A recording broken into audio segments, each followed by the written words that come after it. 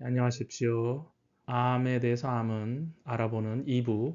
첫 1부에서 동네 종양내과 암 전문이라고 했는데 한국은 미국하고 좀 시스템이 다른 게 외과 의사나 아니면 위장관계 따로 암을 치료하시기 때문에 그분도 다 통틀어서 암 주치 의견을 들어야 된다로 수정하겠습니다. 아직까지 진단은 피검사만으로 안 되고 꼭 조직 검사를 해야 됩니다. 니를 바이옵시, 현미경으로 패톨로지 선생님들이 진단을 해야 검사를 가끔 안 하기도 하는 암도 있습니다. 가령 간암 같은 경우에 이미지상에서 굉장히 특징적으로 나오거나 알파 피토 프로틴이라고 그래서 AFP 종양 표지자가 올라가 있거나 할 때는 굳이 조직 검사 안 하고 치료하기도 하고요. 조그마한 초기 신장암 같은 경우에 영상의학적으로 의심이 됐을 때는 굳이 조직검사 안 하고 수술로 바로 들어가기도 합니다. 암이 조직검사할 때 퍼진다고 잘못 생각하시는데 굉장히 드뭅니다. 그리고 조직검사 했을 때 이득이 좋은 점이 나쁜 점보다 많기 때문에 조직검사를 하는 겁니다. 조직검사 부위를 어디로 하느냐, 가끔 의사끼리도 의견이 다를 수 있습니다. 저는 종양내과이기 때문에 종양내과 의사의 의견을 들으셔야 된다고 주장하는 바입니다. 예를 들게요. 응급실에 환자가 들어왔습니다. 정신이 혼미하시고 숨도 차시고 이런 증상 왔어요. 딱 보니까 폐암 4기 뇌로 전이가 의심되는 그런 환자입니다. 그럴 때 응급실에서 신경외과 선생님을 먼저 부르면 아무래도 외과 의사들은 두개골에 있는 거를 떼어낸다든지 아니면 두개골에 있는 조직을 검사해보자 이런 식으로 바이아스가 있고요. 호흡기내과 펄모nolo지 분들은 브로스코피를 해서 조직 검사를 하자 하실 수도 있는데 가령 이제 CT를 전부 찍었을 때 간이나 다른 연부 조직, 팔 밑에 있는 악실라리 림프노드라고 하죠. 그런 데에 암이 퍼질 수도 있으면 거기에 바늘을 찔러 가지고 검사하는 게 좀 더 안전하고 조직의 양을 더 많이 꺼낼 수도 있기 때문에 저는 종양내과 중요하다 생각을 합니다. 가령 그렇게 조직 검사를 했는데도 불구하고 어디에서 오리진이 됐는지 모르는 Cancer of Unknown Origin이라는 진단이 나올 수도 있습니다.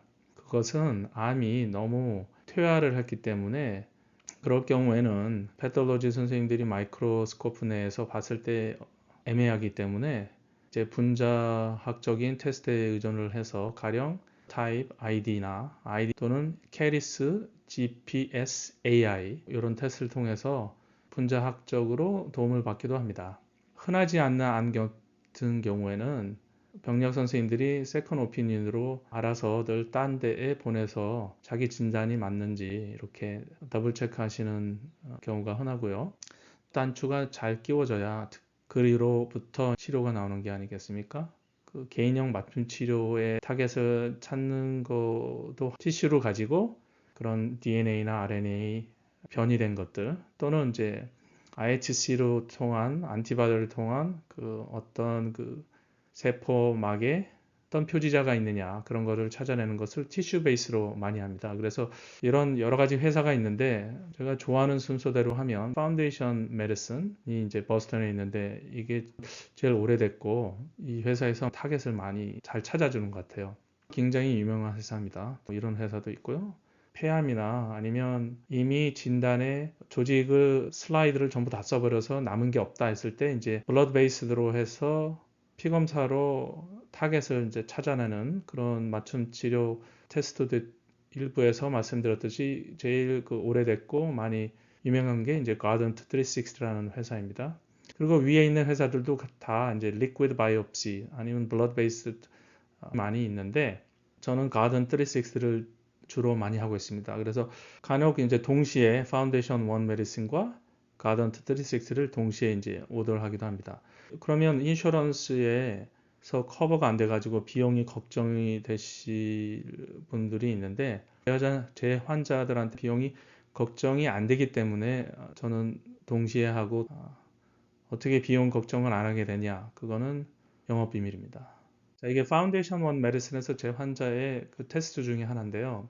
바이오마커 또는 뭐 지노믹 타겟들이 굉장히 많은데 이번은 이제 콜론 캔서 반드시 봐야 되는 이런 그 BRAF나 HER2, KRAS, NRAS 뭐 이런 것들에 대해서는 reportable alteration이 없다고 나와 있는데 여기 보면은 마이크로셀룰 수가 MSI를 약자로 하죠. 굉장히 하이하고 tumor mutation 54면은 굉장히 높은 겁니다. 그리고 여기 뭐 KRAS 경우에는 이제 wild type 이렇게 돼 있고 NRAS 여러 가지 그런 그 유전적인 변화들이 캔서 내에서 이렇게 이제 보입니다. 여기 이제 MLH1, MSH2 이런 것들 있죠. 요것들이 이제 MSI나 Tumor Mutational Burden을 올렸던 그런 제공자죠, 원인. 그럼 이렇게 다 많은 유전적 그런 변화를 찾아서 뭘 할 거냐. 이러한 바이오마커에 맞춰서 그 이 질환, 특 환자는 대장 환자이기 때문에 그거에 맞는 FDA approved 그 질환들을 약들은 이쪽으로 이렇게 쫙 나와 있고요. 이것들은 그 콜론 캔서에는 FDA 어프로브가 없지만은 다른 투머에 어프로브된 약들이 이렇게 같이 나와 있습니다. 그래서 이제 MSI 하이나 투머 뮤테이셔널 버든에는 이런 그 면역 치료제들이 동시에 이제 같이 올라와 있죠. 유명한 약들.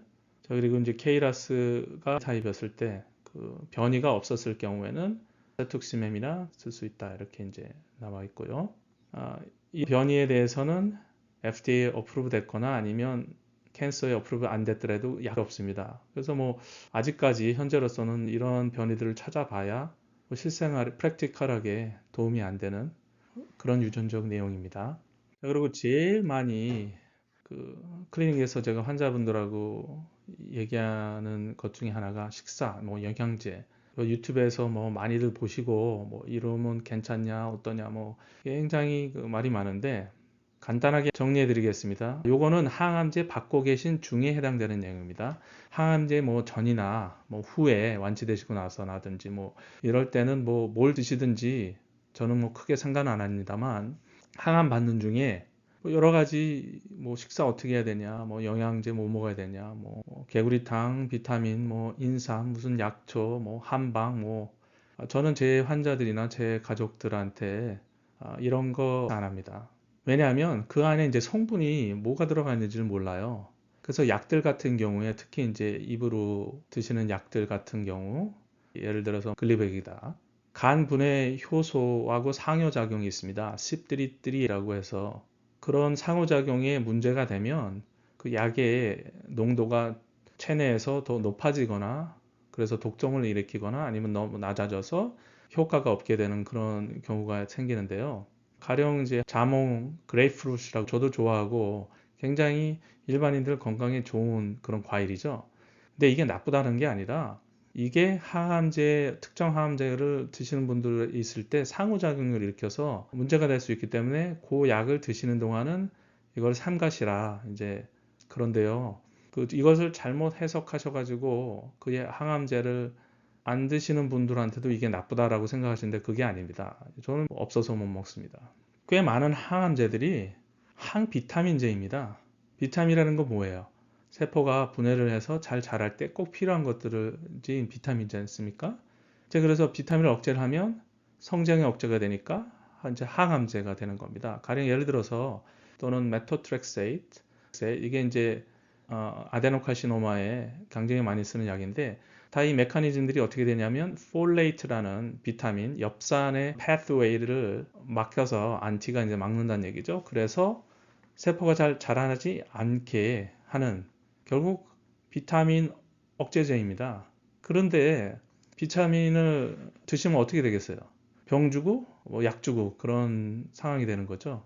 항암제의 역할을 반대로 페메트렉세이트를 폐암 환자분들 중에 저희가 폴레이트를 이 엽산을 따로 처방을 하긴 합니다. 비타민 B2도 같은 패스웨이에 들어가 있는데 그건 왜냐하면 이 약이 그 처음에 개발이 됐을 때 너무 독성이 심해가지고 그것을 레스큐할 때 그 폴레이트를 줘서 이제 부작용을 치료를 했거든요.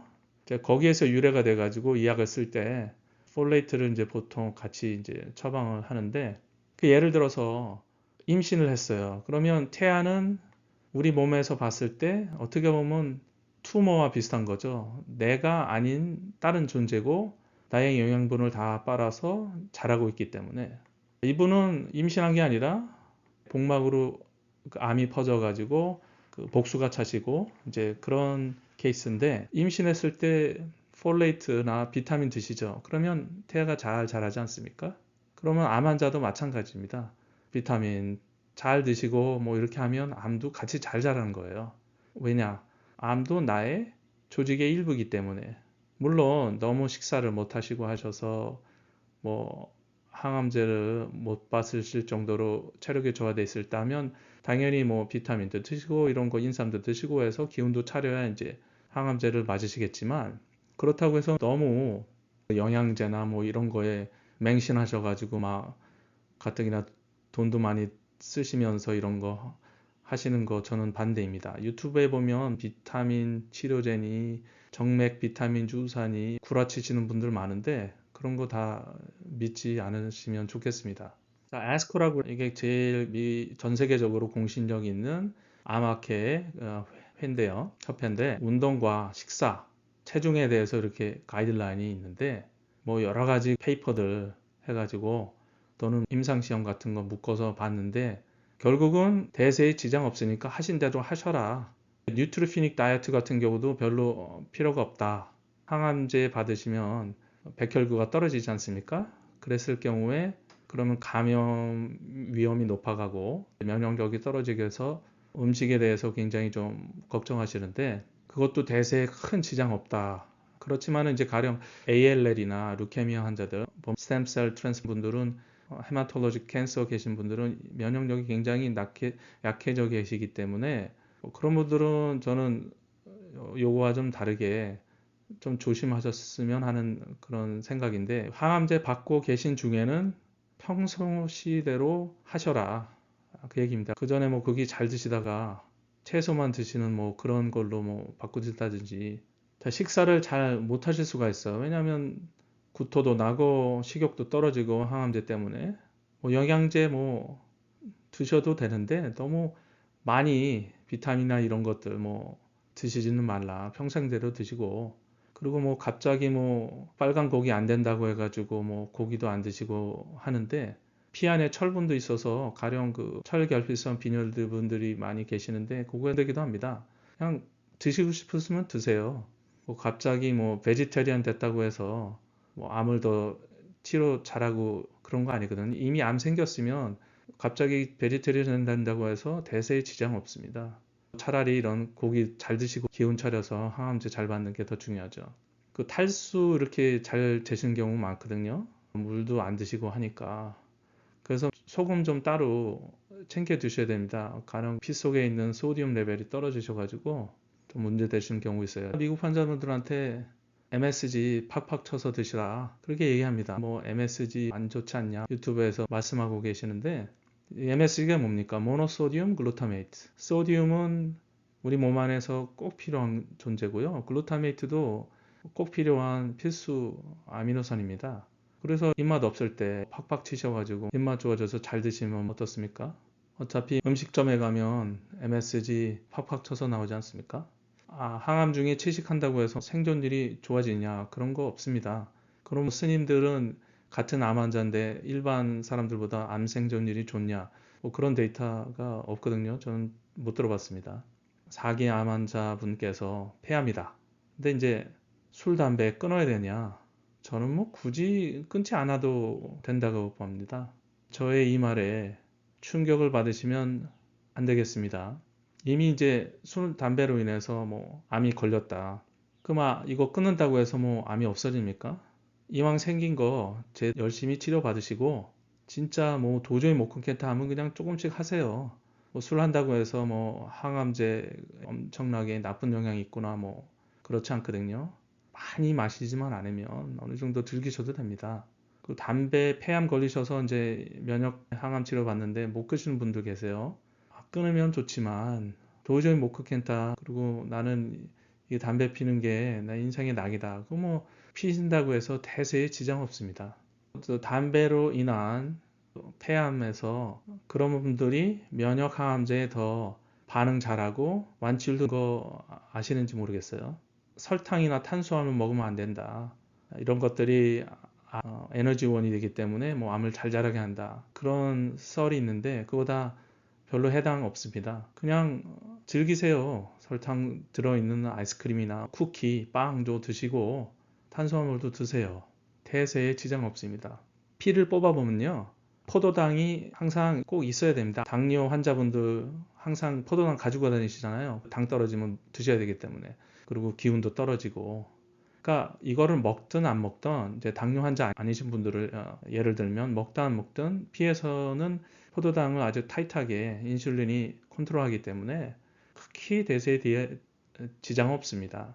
대신 그 당뇨 계신 분들은 혈당을 잘 컨트롤 못했을 때 암에 대한 그 성적이 잘 좋지 않은 거로는 알려져 있습니다. 그런 분들은 예외지만 일반 분들을 예로 들었을 때 그렇다는 얘기입니다.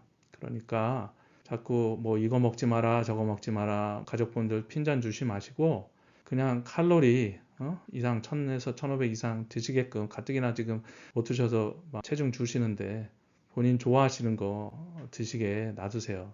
아스코 가이드라인의 뉴트로피닉 다이어트가 별로 뭐 필요 없다고 했는데 생선에 야채 꼭 익혀 드시지 않아도 그냥 드세요. 호중구가 감소돼서 그 감염이 되는 것들은 이런 거를 먹어서 감염이 되는 게 아니라 본인이 내에 있는 박테리아들이 굉장히 많거든요. 뭐 입에서부터 대장까지 그 피부에도 이런 박테리아들이 굉장히 많은데 이 호중구 감소의 시에 이 박테리아들이 체내 안으로 들어가서 질병을 일으키는 것들이 대부분입니다. 본인이 갖고 있는 질병에. 그렇지만 그때그때 다를 수 있어요. 가령 이제 백혈병처럼 굉장히 면역력이 낮아 계신 분들이나 노로바이러스나 야채가 살모넬라에 극히 드물지만 오염되어 있을 수 있지 않습니까? 근데 그런 백혈병 환자분들은 이제 그런 거에 걸렸을 때는 굉장히 치명적이기 때문에 백혈병 환자분들은 뭐 예외겠지만은 일반 그 고형암 환자분들은 이렇게 야채나 뭐 생선을 드시고 싶으면 제대로 된 거 깨끗한 거 사셔가지고 아니면 가게에 가서 드셔도 됩니다. 그래도 의사 몰래 하신다는 분이 있어요. 그러면 하세요. 네, 하셔도 돼요. 돈 많이 들고 유튜브 보면 환자분들의 상황을 교묘하게 악용을 해서 영양제 같은 거 파시는 분들이 있는데 비싸면 하지 마시고 싸면 하셔도 됩니다. 플라시보 효과도 있으니까요. 한국의 유명한 의사 부부 중에 남편은 기자분이시고 와이프는 영양제 팔으셔가지고 돈 좀 버셨다 하는데 제가 볼 땐 그런 거 쓸데없습니다. 그냥 식사 잘 하시면 됩니다.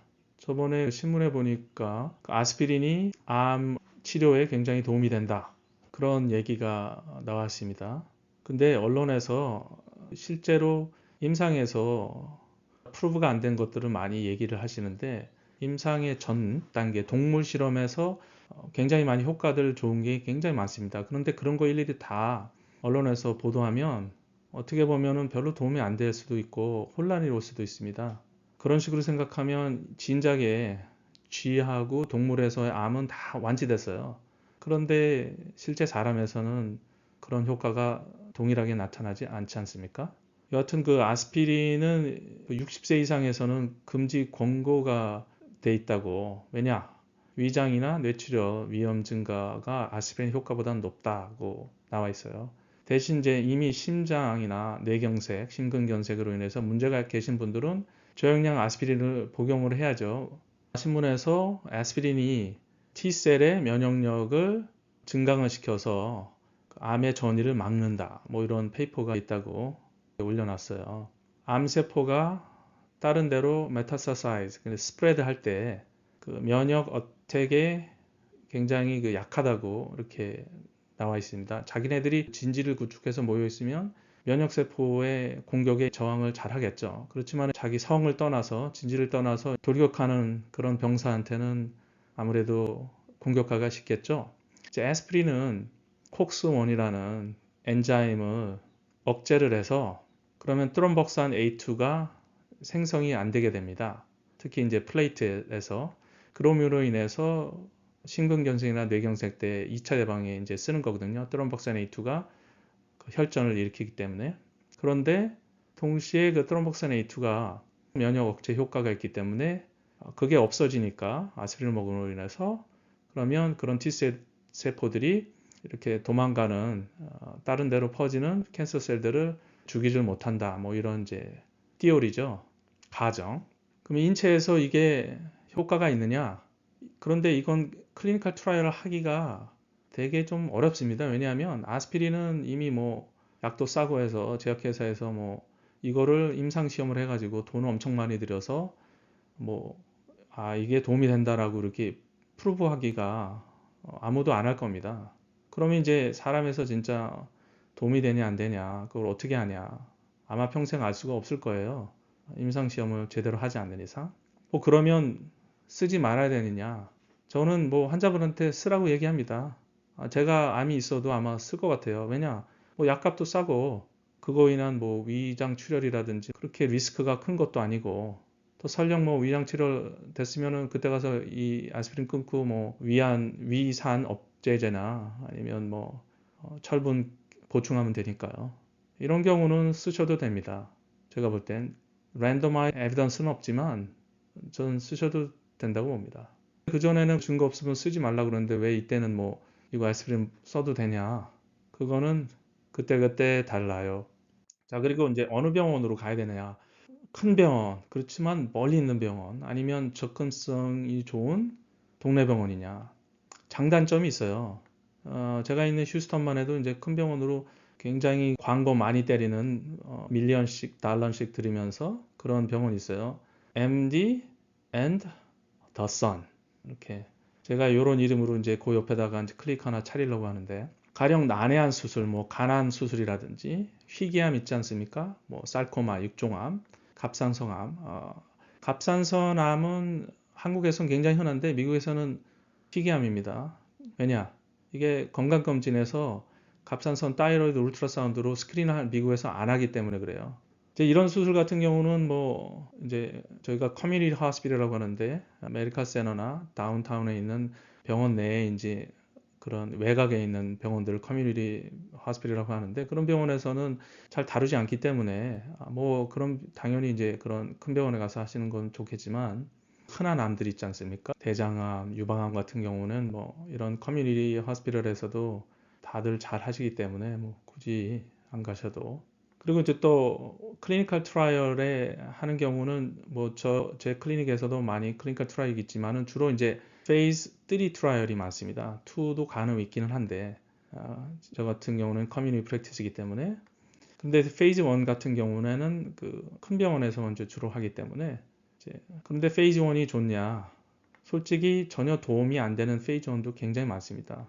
왜냐하면 페이즈 1은 그 약의 효과를 보는 게 아니라 이 약이 사람한테 써서 동물에서부터 사람으로 옮길 때 사람한테 써서 어느 정도의 약을 써야 독성이 없냐 그거를 주로 알아보는 거기 때문에 maximum tolerated dose라고 그러죠. 약을 효과가 있기 때문에 이 페이즈 1에 들어가시는 게 아니라 그냥 그 사람이 필요하기 때문에 이제 페이즈 1에 넣거든요.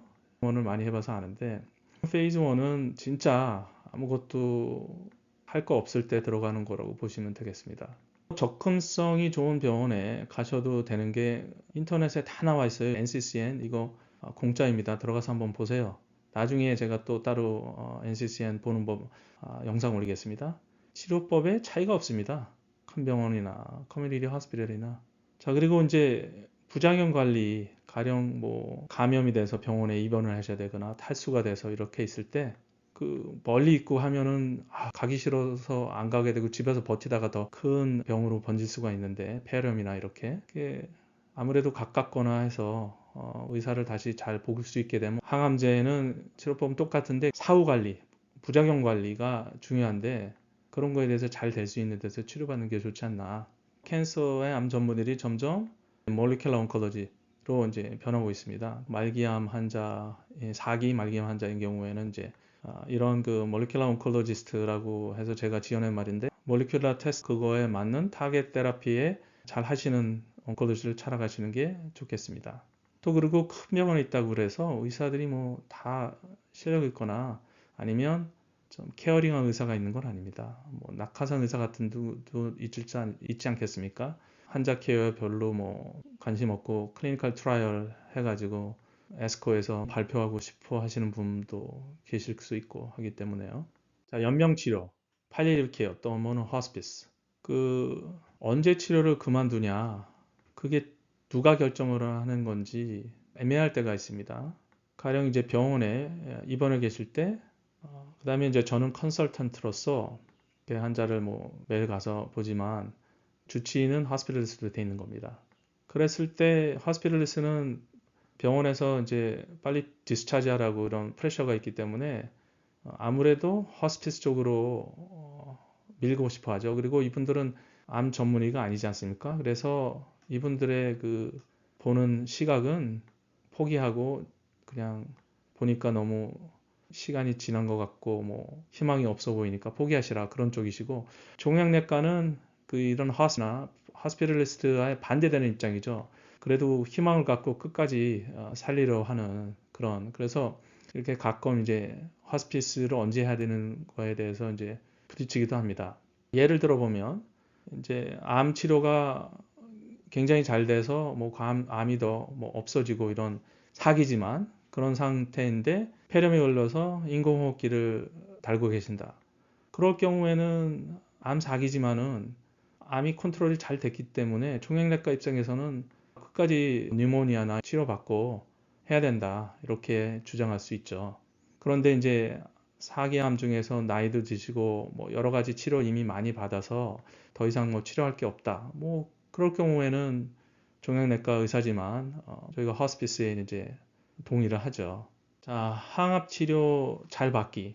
결국 이것도 체력에 대야 돈을 받고 가족이나 아니면 누가 도와줘서 병원도 데리고 다니고 뭐 이렇게 해야 치료받는 거 아닙니까? 암만 돈이 많아도 가족도 없고 자기 혼자 다 해야 되면은 항암 치료 잘 받기 힘듭니다. 자, 그리고 면역세포 활성화돼야 면역 항암제가 치료가 잘 된다고 말씀드렸죠. T세포가 잘 힘이 좋아야 암을 죽이는 거기 때문에, T세포 하니까 옛날에 이상구 박사님이라고 한국에서 뭐 면역세포 가지고 좀 강의해서 유명하셨던 분이 있어요. 갑자기 그분이 생각이 나네요. 자, 그러려면 어떻게 돼요? 그냥 잘 드시고 그다음에 대변도 잘 보시고 잘 주무시고 뭐 그냥 상식적인 겁니다. 근데 이제 사기암 같은 경우 특히 이제 많이들 불안해하시고 하시는데, 너무 이렇게 불안정하신 분들은 신경 안정제나 세로토닌, 리업테이크 이니버터 같은 것들로 스트레스나 이제 우울증 관리 이렇게 하시는 게 도움이 됩니다. 제가 정신과 의사 불구하고 이런 것들에 대해서 영상을 따로 동영상을 올리기도 했는데, 그런 이유는 이것들이 암 환자 케어에 많이 중요하고요. 그리고 또 제 환자들을 따로 제가 다 이렇게 관리를 하고 있기 때문에 그렇습니다. 여기는 미국은 사이키아트리스트 정신과 선생님 보기가 좀 많지가 않기 때문에 힘들어요. 그래서 제가 이렇게 하게 돼서 같이 합니다. 만약 진통제에 대해서 먹으면은 뭐 애득티 되는 거 아니냐라고 막 걱정하시는데, 이미 말기고 사기인데 그런 거 걱정은 안 하셔도 됩니다. 저는 마리화나가 암 환자에게는 허가돼야 된다고 봅니다. 저도 이거 굉장히 트라이 한번 해보고 싶어요. 근데 환자들한테 좀 달라 그러면 안 주더만요. 근데 이 마리화나가 굉장히 효과가 좋기 때문에 저는 이제 적극적으로 이거 구해서 쓰시라. 한국은 아마 이게 좀 힘들 것 같아요. 그런데 암 환자한테는 따로 허가를 내주는 그런 제도적인 변화가 필요하다. 그리고 이제 운동 안 하시면 어떻게 돼요? 근육 손실되면 T세포들 활성화가 좀 안 되기도 하고요. 그래서 저를 사랑하셔야 됩니다. 제가 누구냐? 운동이기 때문입니다. 자, 운동을 보시면 웃기게 제가 해석을 해드리면요. 군인인데 이제 말 타고 전쟁에서 제일 첫 번에 첫 타자로 나가지 않습니까? 돌격하라 하면 이제 이분들이 돌격하고요. 그러면 이제 뒤에 있는 뒷열에 있는 군인들은 이렇게 이제 칼 도끼 같은 거 이제 들고 이렇게 뒤에서 가는데, 이제 뒤에서 밀잖아요. 가기 싫은데 뒤에서 미니까 이제 억지로 나가는 거 아닙니까? 누가 밀었어, 이렇게. 그래서 전쟁처럼 진짜 등 떠밀어서 하는 게 운동이거든요. 그렇게 절실하게 생각하셔서 운동하시면, 저를 사랑하시면은 언젠가 보답을 받으실 겁니다. 좀 쓸데없는 얘기 많이 했는데 이상입니다.